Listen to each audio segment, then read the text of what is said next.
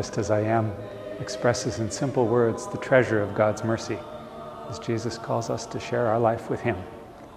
It's sung here by the fine choir of the very beautiful little country church in Marysburg, which itself is a treasure hidden in the midst of Saskatchewan's fields. For generations, people have worshipped God there, been nourished by the life of faith, and in turn built up the community around them. In the Gospel of Matthew, we hear about a fellow who finds a treasure hidden in a field, and who, overwhelmed with joy, reburies the treasure and goes and sells everything he has to buy that field. In the accompanying parable, this treasure is described as a pearl of great price. Finding that pearl changes everything. The treasure is God in our midst, God at work in our ordinary human lives, in the risen Lord and in the Holy Spirit. When we encounter that treasure, as Mary did when God spoke to her through the angel Gabriel, it's like the lights come on and we see our ordinary lives as filled with grace. It makes our hearts sing.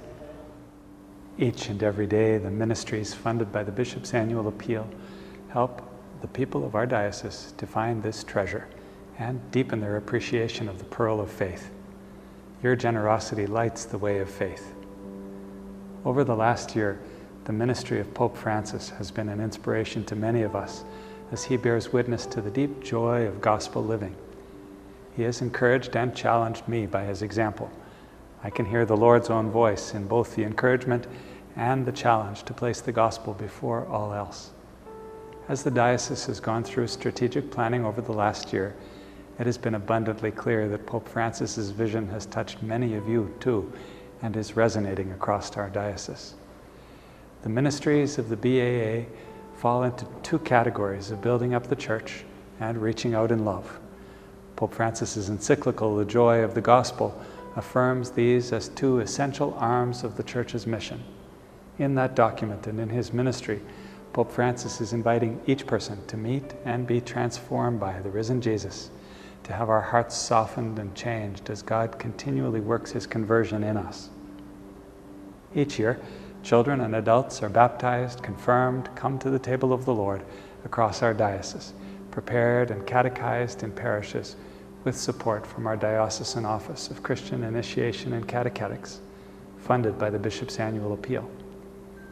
Many adults have deepened their understanding of their faith and experienced the transformative work of Jesus Christ in their lives through the lay formation program, which operates thanks to support you provide through the BAA.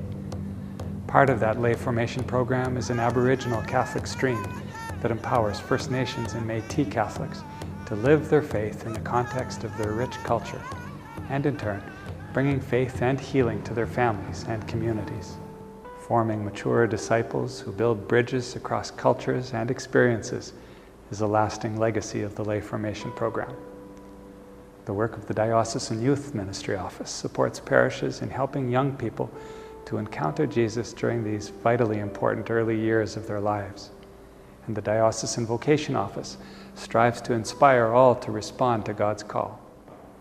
These are ministries that seek to offer opportunities to meet Jesus and develop a lifelong personal relationship with Him. Pope Francis also emphasizes the importance of building communities of missionary disciples. He has challenged us to be and become a church that isn't afraid to be bruised and dirty from having been out in the world where God's people are suffering most.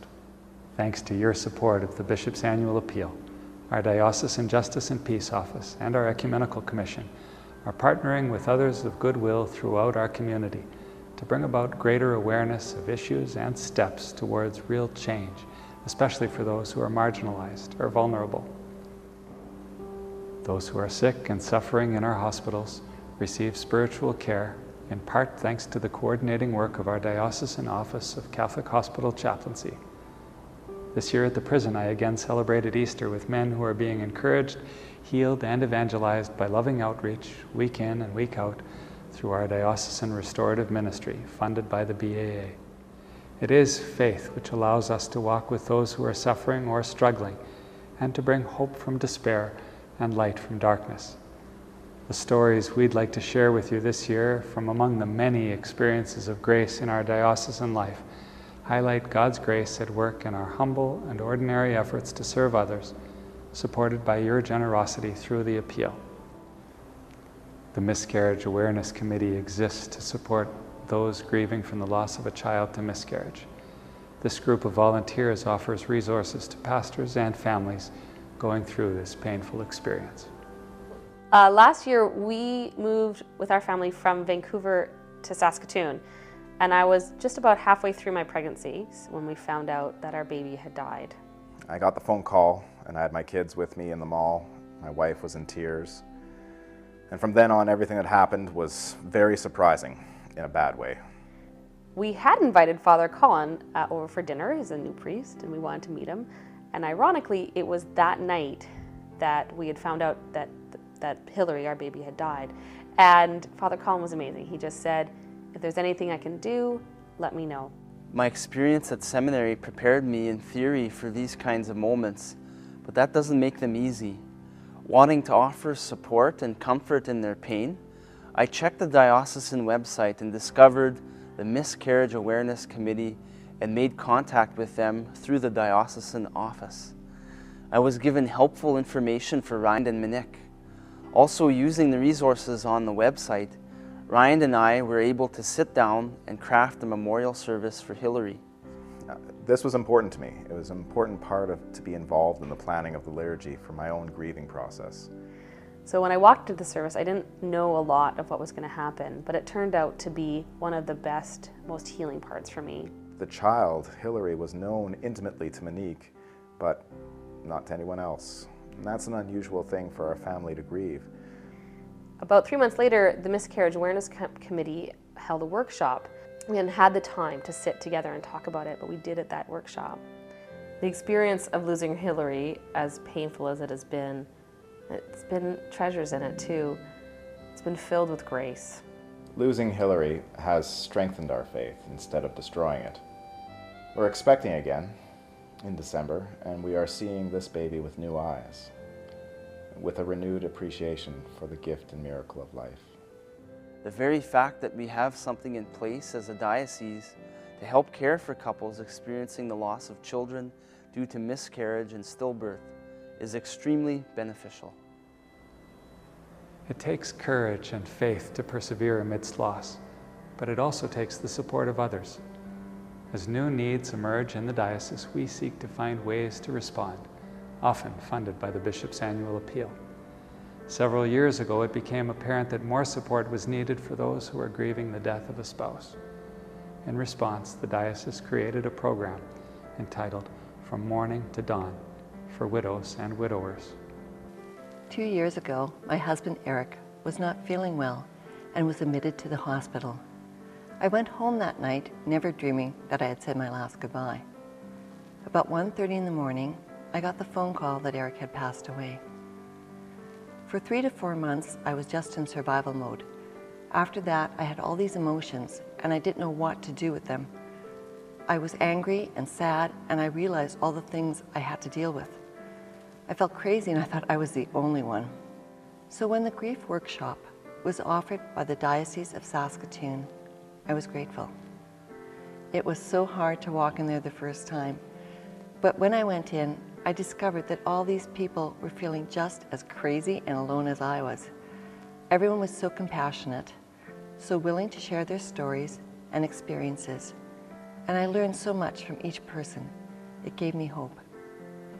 After going through the workshop myself, I have helped with the program as a way to give something back.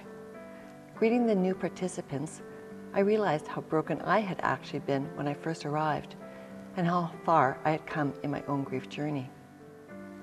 Because it is a faith-filled support group, it was such a benefit. For those in the group who felt angry with God, we learned that He could take it, that we could just trust through our anger that God was still close to us, caring for us, and giving us what we needed. No one expects to lose a spouse so suddenly, and I certainly would not have asked for it. But there have been hidden treasures in this journey. Since my husband died, my faith has become deeper. So many times when I've had to tackle something new, I would just ask for help, for it to work out. I can trust that God will take care of me. God has come close to me in the presence and love of my family, my friends, and my community, and I've become more grateful. I appreciate each moment now. I don't know if I have tomorrow, and so I'm appreciating the moments I have. The presence and support of the Church in the midst of life's trials doesn't take away the pain, but allows us to keep going and to know God's nearness even in the darkness. Catholic Family Services is one of the ministries in our community that has for many years received funds from the BAA, offering some of Saskatoon's best support and programming for teen parents, as well as ongoing programming and clinical counseling, community outreach, and family programming. Catholic Family Services helps individuals, families, and our community to grow in stability, confidence, and health. Listen to one last story. I met Barb back at Sion Middle School, actually. And then when I became pregnant with my daughter, I went back to Bishop Murray School, and that's when I met her, and she's become very supportive to me. Since my involvement with CFS, today I could officially say that I've become a complete person. I love myself. I didn't love myself before. I was always down on myself, but now, after so much counseling and so much help, I finally realized that, Barb was telling the truth. And parenting has been a big supportive for me, and I believe for other parents too, but for me it's been so supportive. At any stage or any time in my life, I could go to that parenting class and I can get help and I can see perspective in better ways. Like the Top Up the Rent program has been absolutely amazing. It's been able for me to have sturdy, stable home, and it's helped me get above in my life instead of behind. St. Philip's, they have helped me with rent, but they have also been supports too to me if I've needed something or reached out. I feel very, very blessed and lucky to be the first one to be able to make a difference with this program. And I share it with everybody too. And they ask, how did you come so far? I was like, I didn't do it by myself, I had supports. God is good and calls us to share in that goodness. Thank you for the joy that you make possible through your generosity to the Bishop's annual appeal, unearthing the hidden treasure of faith and helping others to discover this pearl of great price. I also rejoice in the ways that your personal faith and your parish community are a light for others and a grace for you and your loved ones. Thank you for your past gifts to the Bishop's annual appeal. I pray that you will be moved this year to give your time, talent, and treasure as we seek to place our lives at the service of God's great dream for the world and for us here in the Diocese of Saskatoon, just as we are.